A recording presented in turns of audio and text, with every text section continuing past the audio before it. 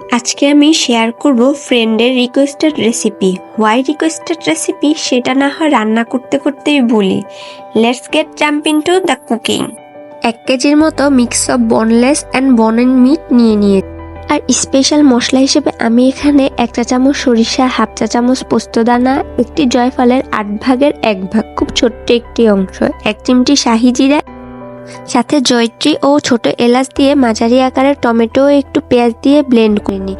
আর এখন তেল গরম হলে তেলে পেঁয়াজ দিয়ে দিই, আর পেঁয়াজটা কিন্তু ব্রাউন কালার হতে হবে, তাহলে মাংসের কালারটা সুন্দর হবে। আর পেঁয়াজ ব্রাউন হতে হতে আমি এখানে মশলাগুলো মেপে নিই।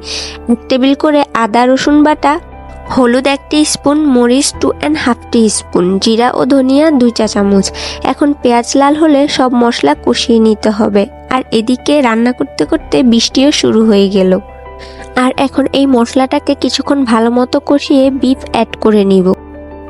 আর এই বিফটাকে এখন মিডিয়াম লো হিটে কিছুক্ষণ ভালো মতো কষিয়ে নিব। আর এই কষানোটা কিন্তু একটু স্লোভাবে করতে হবে।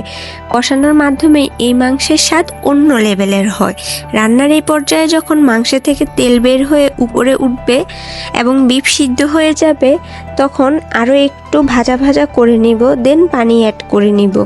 আর কুকিংয়ের সময় বিফ অনেকখানি ওয়াটার রিলিজ করে। আর actually it depend on the quality of beef. আপনাকে হয়তো আরও একটু পানি অ্যাড করতে হতে পারে to make the beef tender. আমার বিফটা কিন্তু এখন পুরো রেডি, আর আমি 10 মিনিটের মতো দমে রেখে দিব। আর যেহেতু রান্না করতে করতে বৃষ্টি শুরু হয়ে গিয়েছিল, তাই আমি বিফ ভুনার সাথে একটু খিচুড়িও করে নিয়েছিলাম।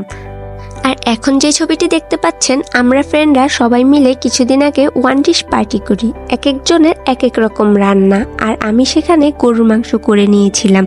উদ্দেশ্য ছিল একটা কোয়ালিটি টাইম স্পেন্ড করা, সেই সাথে সবার হাতে রান্না টেস্ট করা।